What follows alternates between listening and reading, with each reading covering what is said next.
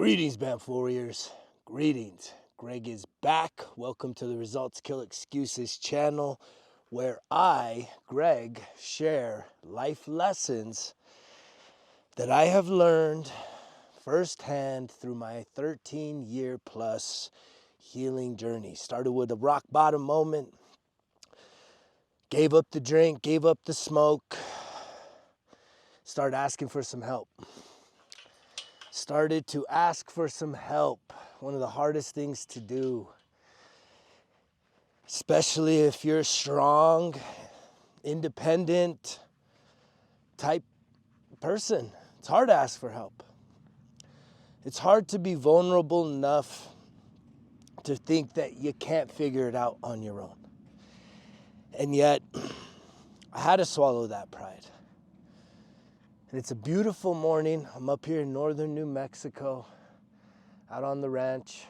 Got thunderstorms. You might hear some thunder, some claps of thunder coming through. We might even get a little rained on. And it makes me think about the storms of life. How many of you right now are going through a storm, through a very challenging life circumstantial situation, a crisis?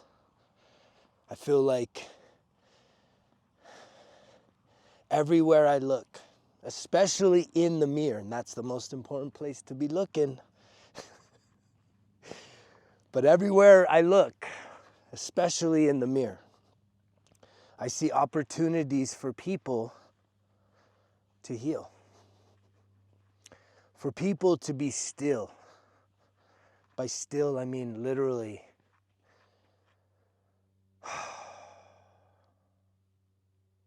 still your mind, still your thoughts, allow your mind to soften, and just really connect. And it's really that heart congruence. It's that opportunity to go from the mental into the feelings. If we're always believing everything we think is facts, what I know with myself is my mind constantly wants to steer me away from the best path, the highest route. Based on what? Fear, doubt, guilt, shame, anger, sadness. Constant. It's constantly wanting to steer me away. Make me feel like I'm just not good enough. And that's the lower side of myself. That's the wounded version. And where does that woundedness come from? It comes from the inner child. We all got one, a little boy, a little girl. The spirit of that child that you once were,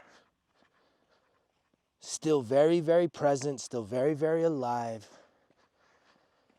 And all that child is seeking is some acknowledgement. All that child is seeking is for you, as the adult now that you are, to give to that child what no one else gave to them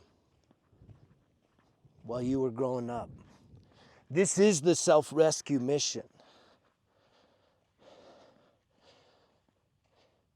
And this is the biggest piece that so many people are so disconnected from. Because I say it all the time on here. There comes a point in all of our lives where we say, you know what, enough of the kid shit's over. It's time to grow up. What age were you when you told yourself that? Literally, really, sit here right now. It's probably one of the biggest parts of the Results Kill Excuses channel is me as a teacher, as a coach, as a mentor, as a healer, as a guide, wanting to challenge, to instruct, to encourage, to guide you towards doing the healing work.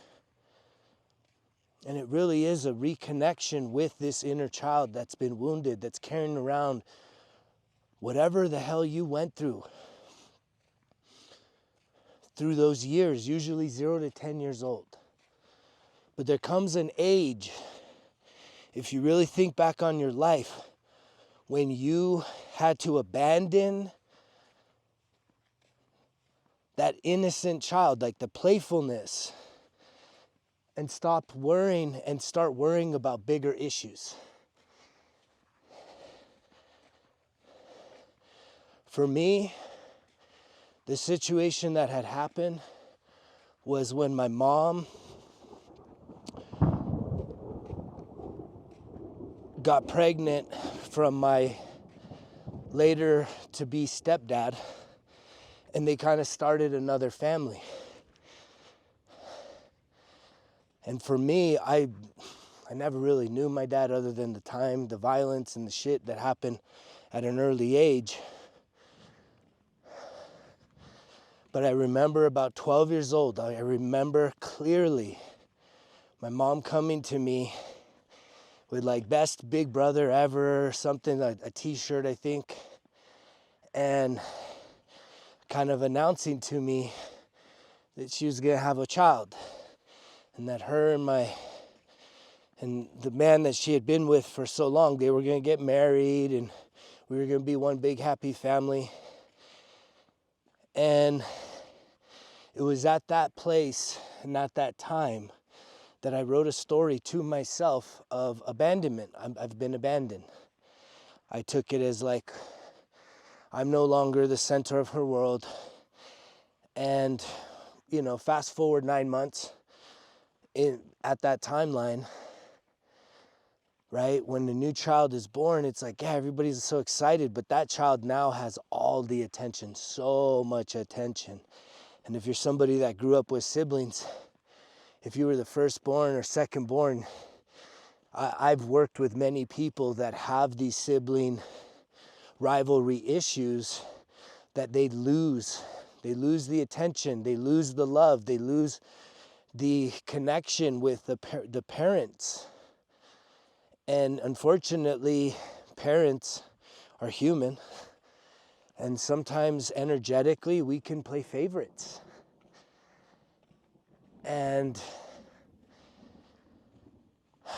that causes a lot of mental, emotional, spiritual, and physical issues for children that then grow up to be adults and parents themselves.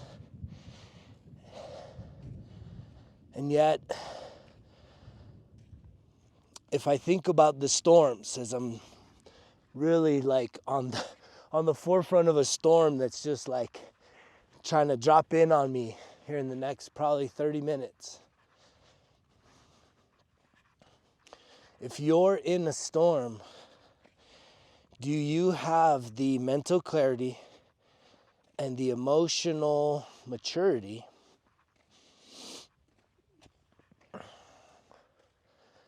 to pull back and reflect on your circumstances and your situation that you find yourself in, and get past the victimization that someone caused you to do something that then has led to this situation? Sometimes we don't want to admit the one thing that we have control over, which is ourselves. Because even if someone else is playing kind of a co-star in our movie called life, oftentimes we want to blame them. I have a friend I just talked to recently that's going through a very difficult challenge, and he, in this really difficult, thunderous, tumultuous storm, you know, he let his emotions kind of speak, which was like he wanted to put blame on his partner for his setbacks, for his woes, for his situations. And I know that even me in my own experience, I've wanted to do that also. But one of the biggest times for me to heal, and the opportunity for you to heal, is for you to take extreme ownership of your life. is for you to know what can you change, what can't you change. Can you change how someone else has treated you, how someone else is acting? No. You can only change how you are treating yourself, and thus how you want to show up and treat others. And as you start to, again, back to the reparenting piece, as you give yourself permission to connect with this inner child, this wounded inner child, whatever your wounds are, neglect,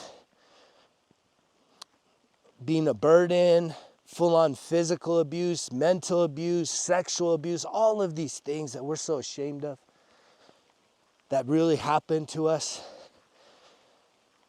When you're able to go back in there, and some of us need to do this with a professional therapist. Some of us can use someone like myself that's kind of been through these fires and come out the other side and understands how to sit in there with compassion. But it does take really sitting in there with yourself in the mud, as I'm just doing now. I'm out here in the mud. The shoes are muddy. I'm in the mud. I'm in the storm. And instead of trying to run to safety, to run to something that gives me comfort, to just sit in the storm, to allow the storm to be here, knowing that what? Will the storm last forever? No. But here's how it works at the subconscious and the emotional level, is that if you don't sit in the storms of your life, whether they were when you were 0 to 10, 10 to 20, 20 to now, any of those storms that you experienced, if you don't give yourself permission to sit in those storms, the thing about it is the storm may pass, but the effects of the storm will remain underneath the surface, and they'll find ways to show up. And a lot of times, because these storms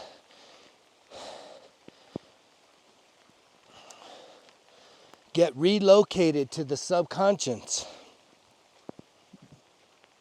what that means is that your survival mechanisms will show up.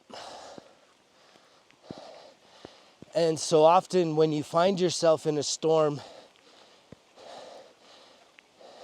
as an adult,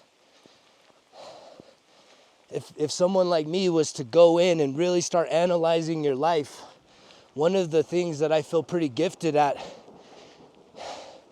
with my own life, but I can now apply that when I'm helping others, is I'm really good at identifying patterns. Patterns. The patterns are like the flags that say, hey, pay attention here. There's something to learn here. This is where we need to pay attention. And a lot of us have a hard time doing that. That's why the mental clarity is so important. And that's where I put most of my focus, is looking for the patterns of your life. When you can see the patterns, that usually, when you start connecting those dots, that's what will lead you towards getting to the root of your suffering, the root of your anger, the root of the things that are causing you to not feel your best, not experience the best quality of life possible. But that takes overcoming what? The victim mindset. Being hurt, being wounded, wanting to blame someone else. And yeah, maybe mommy and daddy or other family members were really harsh, were major contributors to whatever your story is, which is really your experience, which is really what programs you to act the way you act and to react the way you act as an adult. But here's the thing, you don't get any solutions, any growth by continuing to perpetuate that that someone else is at fault. This is a major, major shift, a major transformational shift with the mind, is when you can go from saying, okay, I'm going to blame everyone for what they've done, versus acknowledging that these people are actually teachers, trainers in your life. They actually, you sign them up to say, hey, I need you to do these things.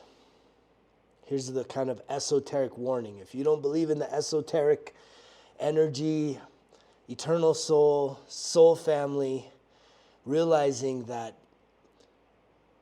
the people that have caused you the most pain, you actually asked them at the soul level to do these things, to give you this medicine.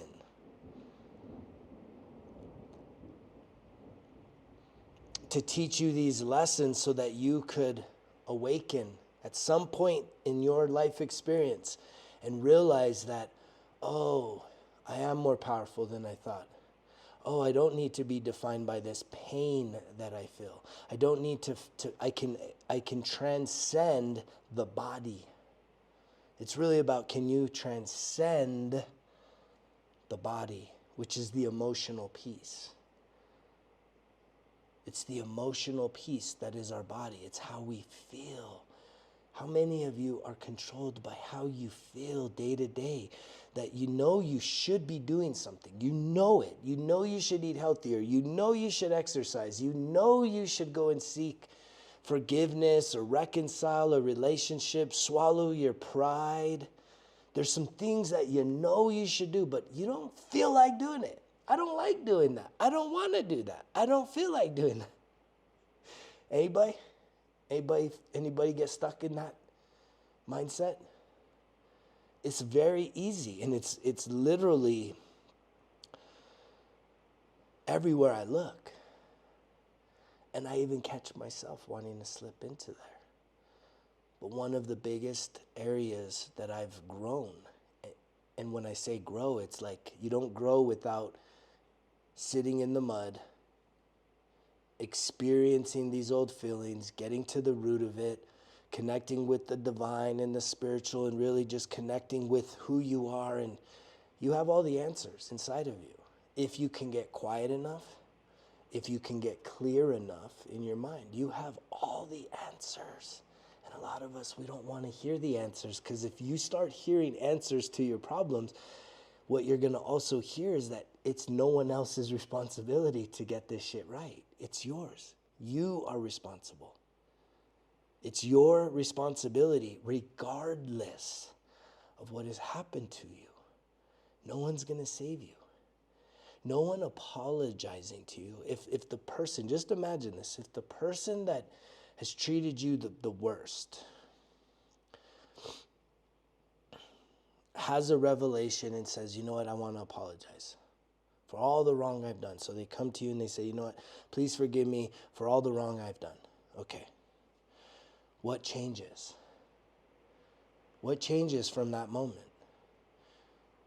Because if the thing that they did was 20 years ago, 30 years ago, 40 years ago, what you need to realize is that someone just saying, I'm sorry, it doesn't reprogram everything that you have programmed inside of you as a result of whatever they did that caused you harm, that had you change your way of being at the subconscious level. And that's where you really, this is why the awareness piece is so important. And self-awareness is really being the observer of your life, really seeing your patterns, seeing your character flaws. Yeah, your character flaws. You have some of those. I have some of those. I have some of those things where I used to think, man, just control. I still hear people talking about self-control, and it's like, it'll work 99% of the time. You can white knuckle it and self-control yourself 99% of the time. That 1%, whether you think it's justified or not, can cost you everything. It cost me everything. And that's why I get on here. because through my experience, through the reparenting, through the healing that I've put myself through, to try and figure myself out, to try and figure out what was the root of all my problems, what was the root of my pain, what was the root of all of these things going on. As I have started to experience greater and greater levels of healing, and through the healing, it really expands my self-worth, it really improves my identity, and it really changes who I show up in this world and who I look to. When there's a problem, it's like I don't look to the government, I don't look to my neighbor, I don't look to my spouse to solve my problems. I know that it's time to cowboy up.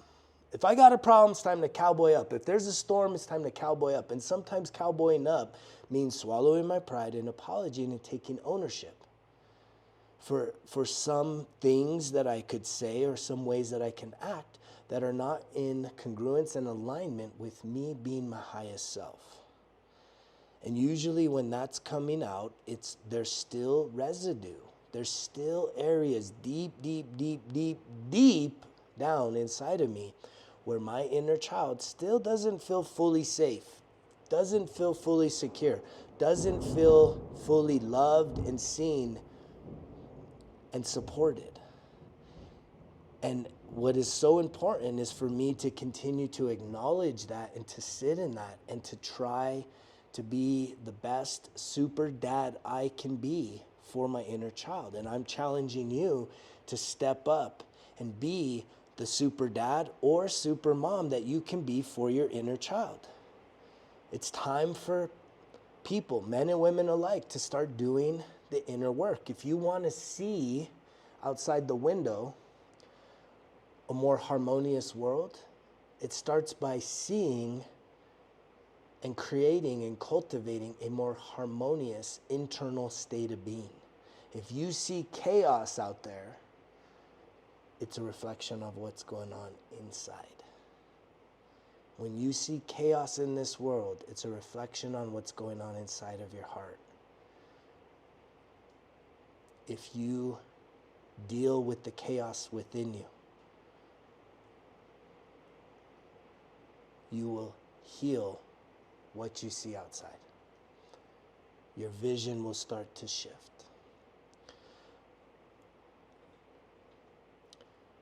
The storm will pass, but the effects of the storm will remain.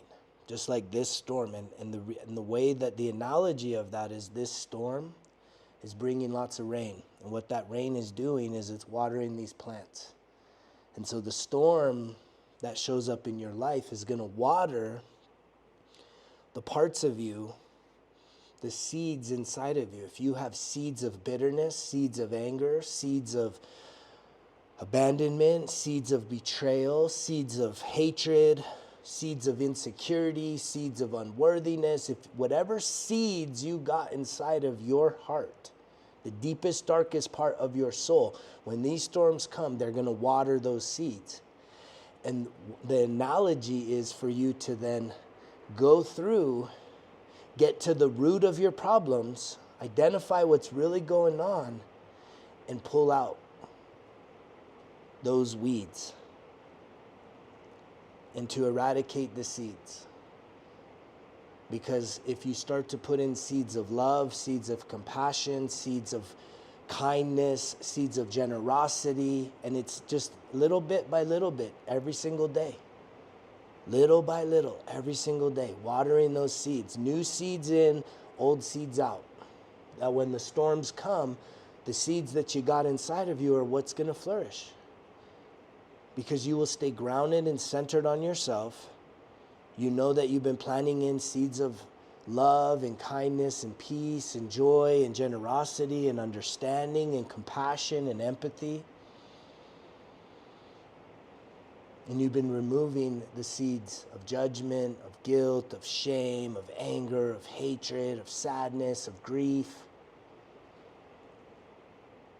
But this is a process, and I invite you to join me along this process And if you're interested in an incredible resource, you can click on the link down below and check out the Results Kill Excuses 1% Better Everyday Journal, where I guide you through self-accountability, helping you to reprogram your negative thinking, starting to heal your emotional wounds, and truly start to live life with greater intention each and every day.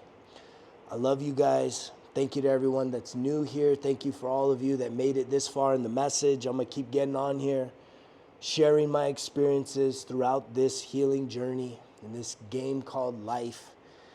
And if this message resonates with you, please take a moment to subscribe to the channel, share the message, comment down below.